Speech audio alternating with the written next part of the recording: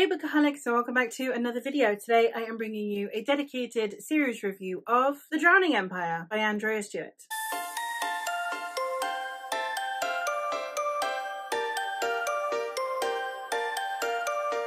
The Drowning Empire is a trilogy that consists of Bone-Shard Daughter, Bone-Shard Emperor, and Bone-Shard War. This is a multi-POV island nation maritime style epic fantasy. It is an Asian inspired fantasy in which we have multiple POVs. The first one is Jovis, who is a con man, arguably the best in the Isle. We are also following Lynn, who is the Emperor's daughter, but she has lost her memories due to illness and therefore has yet to garner back her father's trust. Her and her stepbrother are competing for her father's affection and therefore to eventually become emperor. We are also following two women, Ranami and Falloway, one of whom is the daughter of a governor to one of the Isles who is very exploitative. The other is her lover, who is from the lower classes, and therefore it is about how one of them is trying to make the other see that this island needs better. It needs a better ruler and it needs to take better care of its people. And then finally we are also following a POV called Sand, which is the perspective of someone who is stuck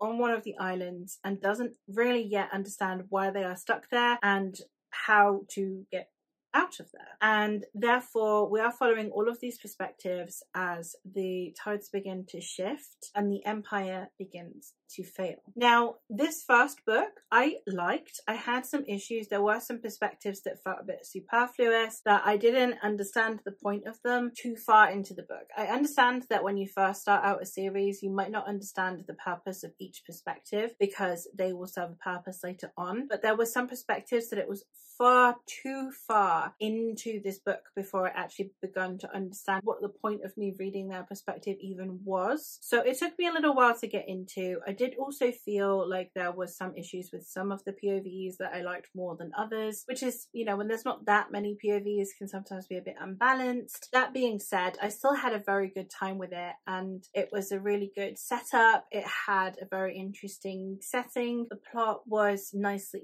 paced for the most part and it was a good introduction to the characters. Like I said, there were characters that I liked more than others, especially that I struggled with Ranami and Falloway's perspectives. I just felt that there could have been a bit more nuance to either side, like when you are in each of their perspectives, understanding them more. But there was like a clear, decisive, no, this is what should be happening, but this person's going about it the wrong way. So it was like make one of them unlikable but more moral and the other one less moral but more likable. It didn't do what I wanted it to do necessarily for a decent chunk of the book, and it wasn't until later on that I could actually get attached to those characters. But I did enjoy Jovis and Lynn especially. I wasn't fussed about Sand, but I understood that it was the biggest foreshadowing perspective, and that is the one that I kind of wish had their purpose come in a bit sooner, so it didn't just feel like I was reading for the sake of reading. But for the most part, it was a decent start and a wonderful debut. Getting into the sequel, I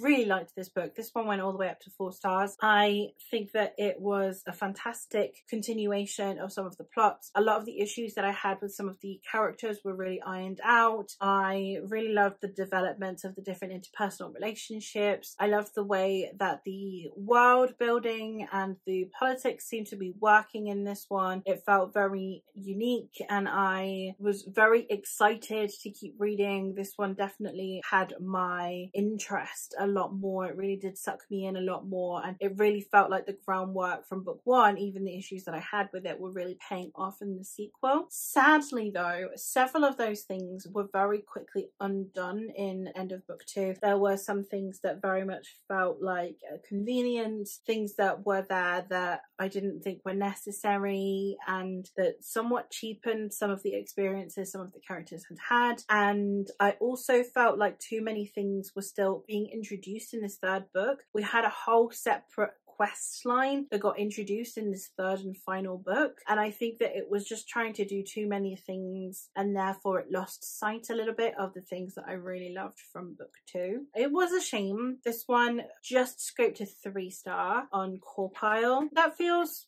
right, maybe potentially a bit generous, but it feels right. So we have book 1, which is a solid 3-star, book 2, which was a solid 4-star, and then this one, which is more like a 2.75. There were too many things that I disliked. I enjoyed the conclusion, and I am glad that I read it, because I think that it was one of those that I would have wanted to know the ending regardless. So I enjoyed the ending. I like how it wrapped up, but I did have a lot of issues. So obviously some of those have impacted the ending. I think how much I dislike elements of this, I think the ending still did pull through in the best way that it possibly could, but I was rather disappointed by this one, sadly. That being said, I think the trilogy as a whole is very unique. It has a lot of elements to it that I can understand people absolutely loving, so don't necessarily take me at my word for it. And I think as a debut series, it was really strong in terms of the writing, in terms of the characterization. I just think that I had some issue with some of the plot points in the third one, but that also might be entirely down to personal preference. We do have an amnesia trope, which is one of my big anti-buzzwords. It's a big no-no for me, so if that's not something that bothers you, then you could potentially enjoy that more. We do have animal companions in this series that are absolutely adorable, and they can talk as well, so I really enjoyed those elements. The world building is just absolutely stunning, so there is still so much love about this series. I was just a little bit disappointed with the direction it took, and I think if book 3 had been as strong as book 2, this would have been a absolute favorite series, because it definitely would have been worth pushing through book 1 and book 1 having a few issues if then the rest of the series had a really good quality. But obviously, because the last book is the one that I remember the most, even though I feel like it did stick the landing at the very end, the route it took to get there just really didn't work for me. So it's one of those that I don't really know how to recommend it, because obviously a lot of the things that I dislike about book 3 being personal preference, but me not being able to talk about them and potentially spoil the series for you. I do think that if you like the idea of the series, to still give it a go, because the writing style, as I said, is really good, and it's not a badly crafted book at all. I just think that there was too much going on in book 3 for my personal taste, and especially some of those tropes being ones that I dislike. So that is all for this review. Let me know if you've read this series and your thoughts on it, and likewise if there are any series that you think that I would like based on my opinion on this trilogy, do let me know. But that is all for me for today, so I'll hopefully catch you in another one soon. Bye!